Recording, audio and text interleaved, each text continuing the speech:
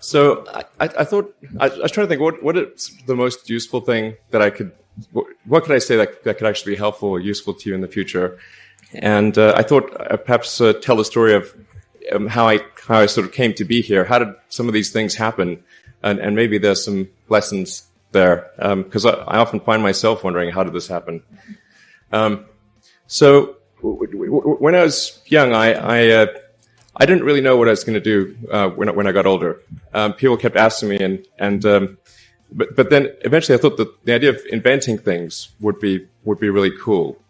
And the reason I thought that was because I read a quote from Arthur C. Clarke, which said that a sufficiently advanced technology is indistinguishable from magic, and that's really true. If you go back, say 300 years, the things that we take for granted today would be you'd be burned at the stake for. Being able to fly, that's crazy. Being able to see over long distances, being able to communicate, having effectively with the internet a group mind of sorts, and having access to all the world's information instantly from almost anywhere on the earth. This is stuff that really would be magic, or would be considered magic in times past. In fact, I think it actually goes beyond that, because there are many things that we take for granted today that weren't even imagined in times past. They weren't even in the realm of magic. So it actually goes beyond that. So I thought, well, if I can do some of those things, basically if I can advance technology, then that's like magic, and that would be really cool. And I also had sort of a slight existential crisis, because I was trying to figure out what does it all mean? Like, what's the purpose of things? And I came to the conclusion that if we can advance the knowledge of the world, if we can do things that expand the scope and scale of consciousness, then we're better able to ask the right questions and become more enlightened, and that's really the only way forward. So I studied physics and business, because I figured in order to do a lot of these things, you need to know how the universe works, and you need to know how the economy works. And you also need to be able to bring a lot of people together to work with you to create something, because it's very difficult to do something as an individual if it's a significant technology. So I originally came out to California to try to figure out how to improve the energy density of electric vehicles, basically to try to figure out if there was an advanced capacitor that could serve as an alternative to batteries. And that was in '95, and that's also when the internet started to happen.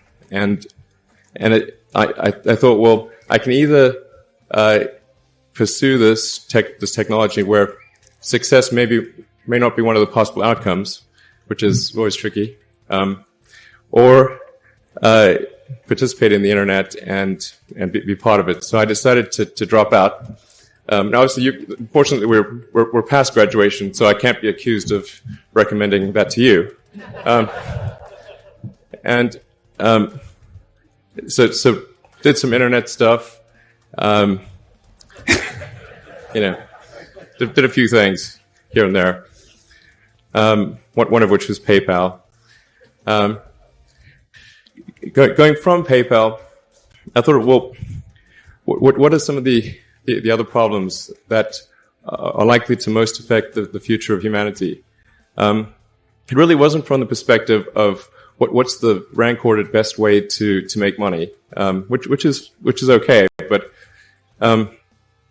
it was really what I think is going to most affect the future of humanity. So I think the biggest terrestrial problem we've got is sustainable energy, both the production and consumption of energy in a sustainable manner. If we don't solve that this century, we're in deep trouble. And then the other one being the extension of life beyond Earth to make life multiplanetary. So that's the basis for the latter is the basis for SpaceX, and the former is the basis for Tesla and Solar City.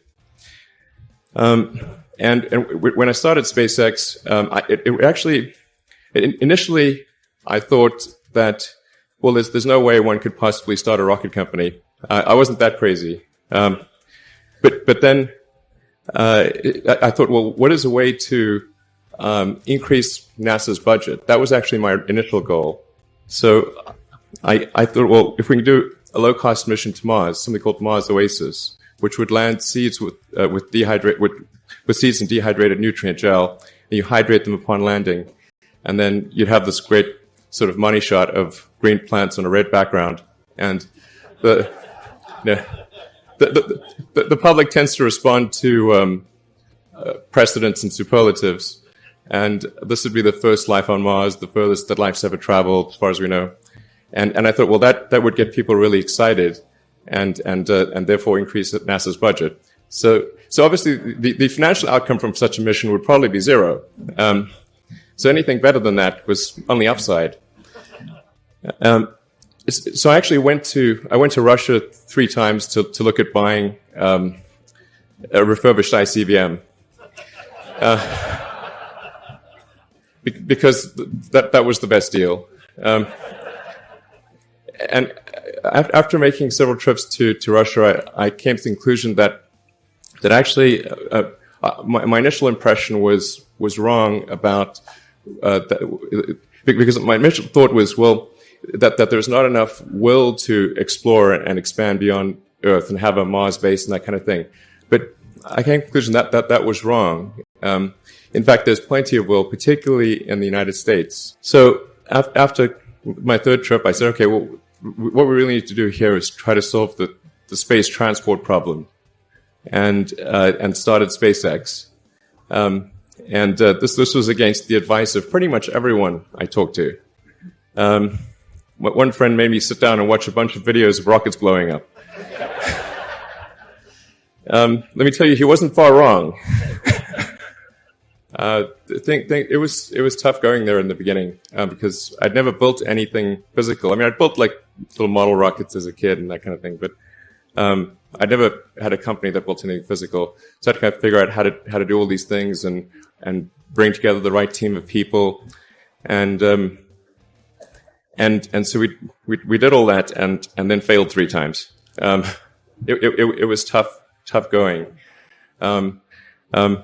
So we missed the mark there.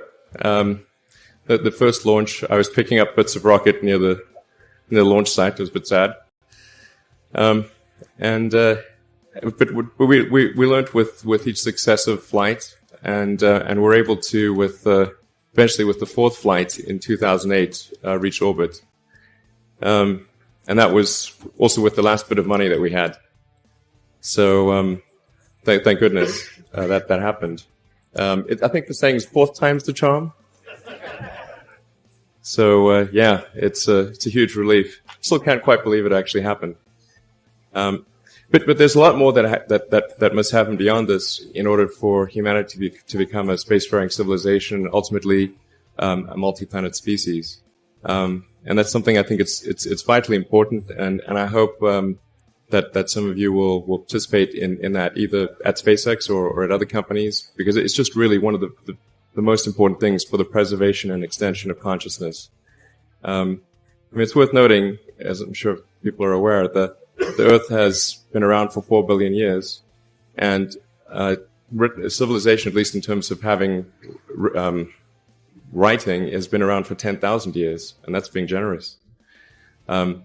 So it's really it's somewhat of a tenuous existence that civilization and consciousness, as we know it, has been on Earth. And I think I'm actually fairly optimistic about the future of Earth. So I don't want to sort of people to have the wrong impression that I think we're all about to die. I think things will most likely be okay for a long time on Earth, but not for sure, but most likely. But even if it's sort of 99% likely, a 1% chance is still worth spending a fair bit of effort to ensure that we've backed up the biosphere, planetary redundancy, if you will. And so I think it's really quite important. But I think the overarching point I want to make is that you guys are the magicians of the 21st century. Don't let anything hold you back. Imagination is the limit, and go out there and create some magic. Thank you.